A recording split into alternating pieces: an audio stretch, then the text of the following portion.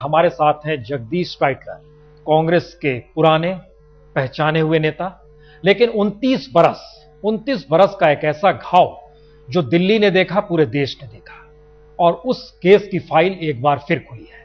अदालत ने सीबीआई से कहा है आप फाइल बंद मत कीजिए, खोल दीजिए।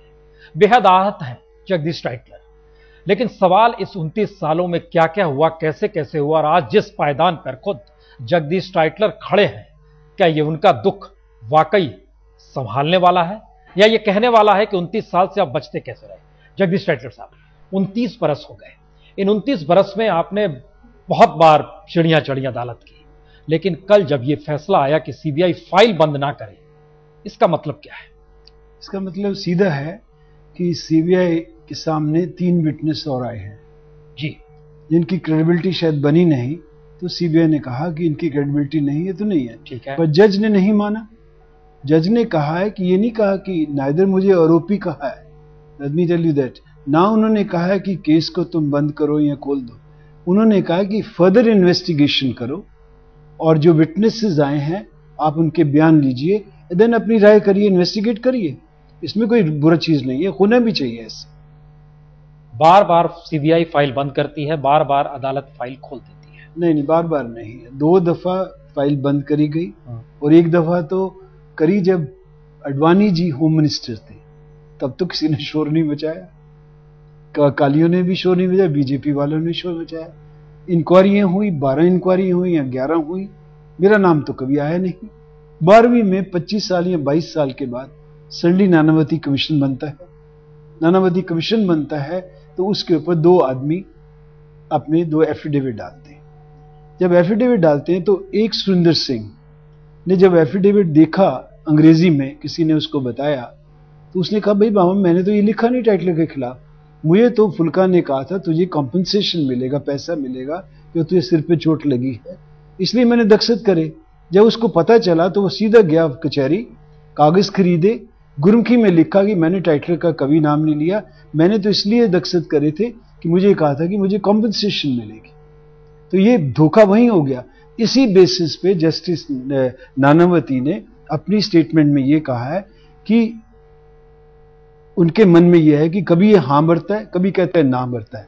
तो जस्टिफिकेशन, क्योंकि और कोई एलिगेशन नहीं है मेरे खिलाफ। नानावती ने बहुत साफ लाइन लिखी है, credible evidence against mister Tytler, credible evidence. हाँ, this is the credible evidence. नहीं, ये तो एक इंटरप्रिटेशन है, परसेप्शन है। No, you see the Nanavati report. जी, Every credible evidence of any leader is in detail given, and as far as I am concerned, it is only given a statement of Sundar Singh and a Jasmeer Singh. There is nothing else in the Nanavati. Doctor साहब, बड़ा मुश्किल है 29 बरस के बाद 29 बरस पहले लौट जाना, लेकिन हमें जहां तक याद है हमने लिखना शुरू कर दिया था। जनसत्ता अखबार निकल रहा था, हमने उसमें लिखना शुरू कर दिया था और पत्रकारिता शुरू कर दी थी। उस दौर में 29 बरस पहले जो स्थिति थी, कत्लेआम हो रहा था। 31 तारीख जो स्थिति थी, आप 3 मूर्ति में थे, ये सही है, लेकिन त्रिलोकपुरी का इलाका, नंद नदी का इलाका, जिस तरीके से कत्लेआम दिल्ली में हो रहा था, पहचान के नेता 3-4 ही थे। उसमें एक नाम नहीं, धवन साहब थे, एचकेएल भगत साहब थे, सज्जन कुमार थे जिनके खिलाफ मुकदमा चल रहा, एक नाम जगदीश टाइटलर का भी था, और जिसका जिक्र बार बार हो रहा है कि आप लोगों के लिए ना कर्फ्यू मायने रख रहा था, आपकी पहल खुले तौर पर हो रही थी, आप अगुवाई कर रहे थे, आप कहीं भी रहे। आप मानते हैं इस बात को, कर्फ्यू हो रहा हो और मैं कर्फ्यू छोड़ छुड़ा के लोगों को लेके भीड़ में? अच्छा, एक चीज बताइए, आप मानते हैं इस देश का प्राइम मिनिस्टर कोई कहे कि जब बड़ा पेड़ गिरता है तो आप जिस रेफरेंस पे आप मेरे से पूछ रहे हो बात, बिल्कुल वो रेफरेंस पे नहीं बोला उन्होंने, मैं बता देता हूँ। वो किस रेफरेंस में था? जब पेड़ गिरता है तो कुछ भी हो, वो रेफरेंस ये नहीं था। हमें मालूम है राजीव गांधी क्या थे, he belongs to that family जिनके दिल में दया है। Let me tell you this thing, तो कभी भी ऐसा नहीं सोच, जितनी उनको हर्ट थी हमें मालूम है, क्या डांट पड़ी थी हम लोगों को। उनके जीवित रहते हुए किताब 3 आई थी जो 84 राइट्स को लेकर लिखी गई थी। राजीव गांधी ने उस पर कभी आक्षेप नहीं किया कि उसमें यह कोट किया गया है, जिस शब्द का हम इस्तेमाल कर रहे हैं वो आपसे क्या कहा, हम ये नहीं कह रहे। सार्वजनिक जीवन में इस बात को कभी भी उसको डिनाई नहीं किया गया कि बड़ा पेड़ गिरता है तो पृथ्वी हिलती है। एनीवे, मैं इस पे कुछ कह नहीं सकता। अगर मैं आपको ये कहना चाहता हूं कि जिस चीज के लिए मुझे आज बुलाया है, जी, मैं चाहूंगा कि जरा मेरे को पूरे दम से निकालिए मेरे के अंदर जो कुछ भी आपके ऊपर ये लोगों ने, ये जो 4-5 टेलीविजन में आके कल जैसे तमाशा करा है, उन्होंने बात को जानते भी नहीं क्या है क्या नहीं। मेरे पे कोई इल्जाम नहीं है, एक्सेप्ट इंक्वायरी जरूर कहा है कि ये जो विटनेस है इनकी पूरी विटनेस के स्टेटमेंट लीजिए और फिर उसके ऊपर अपनी मोहन सिंह हमारे साथ जुड़ चुके हैं। मोहन सिंह जी, 1984 की याद आपके जहन में बची हुई है और जगदीश टाइटलर साहब हमारे साथ बैठे हैं। इस बात कर चुके हैं। देखिए जी, जब तक इस शरीर में जान है ना, 84 तो हमारे सामने ऐसे लग रहा है कि कल हुई है, जैसे वही बातें, वही घटनाएं, वही जैसे लोग तड़प रहे हैं, जिंदे जल रहे हैं और पानी पानी करके वो तड़प तड़प के अपनी जानें दे रहे हैं। वो तो हम कभी जिंदगी में भूल नहीं सकते। अब सवाल ये उठता है कि 29 साल होने के बाद भी इतने गवाहों ने बयान दिए हैं, सभी को ये टाइटलर साहब ये बोल रहे हैं कि झूठे हैं, ये गलत हैं, तो आप बताइए कि ये टाइटलर जी ही सच्चे हैं? जो गवाह हैं वो गवाही देते हैं, उनको डराते हैं, धमकाते हैं। अभी वो सुरेंद्र सिंह जो ग्रंथी थे, उन्होंने हिस्ट्री में सब कुछ कहा, उस दूसरे दिन ही उसके घर पर अटैक किया गया, उनके बच्चों को डराया गया, उनके परिवार को डराया गया। मोहन सिंह जी, 1 मिनट जरा रहिए, हम एक एक चीज करके ला रहे हैं। लखविंदर कौर, ये फ्रॉड है? कौन? लखविंदर कौर। ना बिल्कुल नहीं है। जो उसने स्टेटमेंट जो कोर्ट में डाला है अपने हस्बैंड के लिए, ठीक डाला है। She is entitled to do that. कभी फ्रॉड मैं क्यों कहूं? फ्रॉड तो ये 2 विटनेसेस है, जिसका हस्बैंड मर गया उसको फ्रॉड कैसे कह सकते हैं? तो आप किस गवाह को फ्रॉड बता रहे हैं? मैं तो कह रहा हूं गवाह तो है ही नहीं कोई अभी। लेकिन जो लोग सुरेंद्र सिंह, ना सुनो, सुरेंद्र सिंह ने आपको मैंने बताया 2 स्टेटमेंट दी उसने। पहले में कहा जगदीश टाइटलर थे, दूसरे में कहा था कि मेरे से बेईमानी से दस्तखत करवाया, मैंने जगदीश टाइटलर को नहीं देखा। ये भी मान लो कि जगदीश टाइटलर ने बेईमानी से उससे कराया। जब वो कोर्ट में गया है 164 के ऊपर, तब तो उसने कहा कि ये फुल्का ने मेरे साथ धोखा करा है। फिर उसके बाद मैं टेप दे रहा हूं आपको, जिस टेप के अंदर उसने पूरा 3-4 मिनट की टेप दी है, एक आपके चैनल को दी है, जिसकी मैं कॉपी लेके आया हूं, तब दी है। उसने कहा है कि ये मेरे से धोखे से ये जो करा गया है। टाइटलर साहब ने कभी भी मैंने इनका नाम नहीं लिया है, ये बिल्कुल साजिश, फुल्का का नाम लिया, मैं नहीं ले रहा, वो ले रहा है। टेप के अंदर मैं आपको टेप छोड़ दूंगा कि उसने लिया है। फिर उसने प्राइम मिनिस्टर को चिट्ठी लिखी। प्राइम मिनिस्टर को जब चिट्ठी लिखी कि मैं पता नहीं कितने दिन जीता हूं नहीं हूं, मेरे को कैंसर है, मैं जैसी चिट्ठी प्राइम मिनिस्टर को पहुंची, उसमें लिखा उसने कि मैंने टाइटलर का नाम लिया, मैंने बहुत नुकसान करा है, मेरे से धोखा करवाया गया। तो प्राइम मिनिस्टर की तरफ से भी एक ही आईबी का मैन, इंटेलिजेंस का मैन, सीधे 3 आदमी गए उसके घर। उसका फादर खड़ा है एक तरफ, उसका भाई खड़ा है, उसकी वाइफ खड़ी करी। स्टेटमेंट रिकॉर्ड करी गई है इन्हें कि ये तुमने किसी के कहने पे तो नहीं दिया। उन्होंने कहा नहीं। सुरेंद्र सिंह के फादर ने कहा है कि जब सुरेंद्र सिंह की चोट लगी है उस दिन 1 तारीख को मैं इसके साथ था। उसका भाई छोटा कहता है मैं भी उसके साथ था, हमने तो टाइटलर साहब को कहीं नहीं देखा। और ये सुरेंद्र सिंह बिल्कुल झूठ बोल रहा है, मैं नहीं कह रहा, वो सीबीआई को जाके उन्होंने कहा, रिसर्च कि ये झूठ बोल रहा है।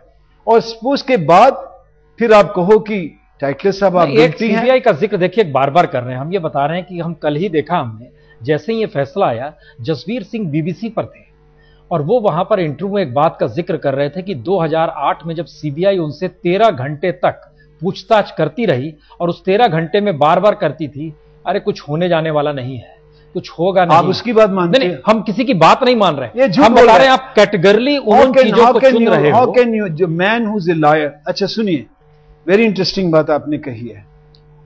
जसवीर सिंह से ये पूछिए, अगर आपके टेलीविजन पे आता है, हम कोशिश कर रहे हैं वो आ जाना चाहिए। आप क्या आप भगोड़ा है? क्या कोर्ट ने आपके खिलाफ नोटिस एब्सकॉन्डर का लगा रखा है?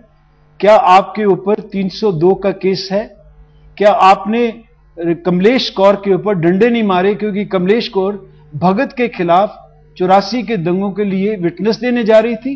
उसको कहा, ये कोर्ट की प्रोसीडिंग में पढ़ के सुना रहा हूं, मैं अपनी नहीं कह रहा, उसको ये कहा कि तुझे 25 लाख रुपया ले ले और तू भगत के खिलाफ स्टेटमेंट मत दे। और जब उसने कहा तो मेरा हस्बैंड वापस ला दे, मैं 25 लाख तुझे दे दूंगी, तो उसने डंडों से मारा, उसको इतना मारा कि केस इस पे रजिस्टर हुआ और उस केस पे इसको सजा हुई। एक और आदमी था, उसको, वो तो जेल में है, इसको सजा हुई। जब सजा हुई और ये भाग गया। जसवीर सिंह सैन फ्रांसिस्को में है, उनसे बातचीत नहीं हो पा रही है, उनका फोन नहीं लग पा रहा है, हम बता दें। लेकिन टाइटलर साहब, हम दोबारा जरा लौट रहे हैं उन स्थितियों में जिस स्थिति में आप बार बार उन हिस्सों को उठा रहे हैं जिसमें आपको लगता है कि क्लीन चिट मिलनी चाहिए। हमारा यह कहना है कि 29 साल किसी ऐसे कत्लेआम को लेकर जो दिल्ली ने देखे नहीं, पूरे देश ने उस दौर में देखे हैं। घर घर में उस वक्त जो टेलीविजन आया था, हमें अब भी याद है, मिसेस गांधी का शव पड़ा हुआ है और पूरे देश में सिखों के साथ जो हो रहा था। आप एक नाम बताइए कोई ऐसा जो 1984 के दंगों में दोषी ठहराया गया हो। मैं इसके लिए आपके पास नहीं आया कि किसी का नाम लूं। ये देश आज पहला नहीं, मैं अपनी बात कहना चाहता हूं जो मेरे पे पिछले दिनों में छुट्टे फुट्टों ने जाके ऐसे ऐसे गंद बोला मेरे बारे। इस इंसान ने आज तक कभी ऐसा बात, सिखों के कैंप्स मैंने लगाए, सिखों को मैंने अपने घर में रखा, मैंने उनका हर काम करा, फिर मैं 4 इलेक्शन भी जीता हूं, उन्हीं बूथों से जीता हूं जहां सिक्स मेजॉरिटी में है।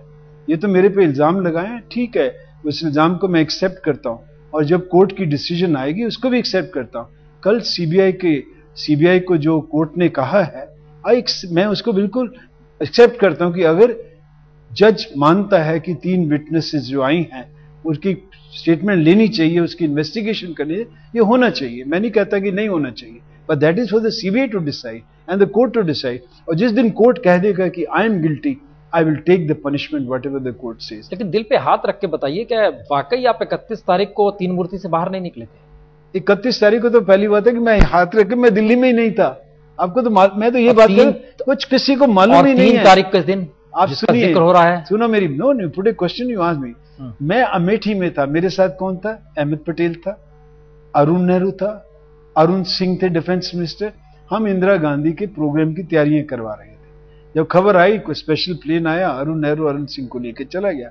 ये तो रात को हमने फ्लाइट 1-1:30 बजे पकड़ी।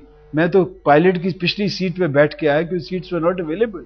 हम पहुंचे, जब घर में गए, वो पहली तारीख के बाद तो मैं दिल्ली में था, 31 से लेकर 3 तक आपकी पहल सिर्फ 3 मूर्ति में रही, बाहर नहीं निकले आप? नहीं, ऐसी बात नहीं है। जो मैं पहली, देखो मेरे पे इल्जाम लगा है पहली तारीख का। हाँ, वही 1 तारीख से लेकर 3 तारीख को हम वहां थे और मेरे को आई कैन जस्टिफाई बाय माई दूरदर्शन की टेप से कि मैं प्रेजेंट था वहां पे।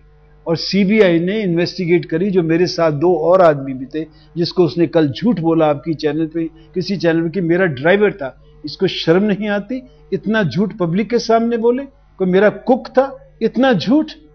प्रोमिनेंट पीपल की उन्होंने जाके गाड़ी में बिठा के लेके गए, कितनी देर में आते हैं, कितनी देर में नहीं आते हैं, कहते 10 मिनट कर जाओ। एक मिनट मोहन सिंह जी, आप हमारे साथ हैं, एक बात बताइए, 3000 लोग ऑफिशियली 1984 के दंगों में मारे गए, कत्लेआम जो हुआ था, उसका दर्द हर किसी के साथ है, आपके साथ भी है।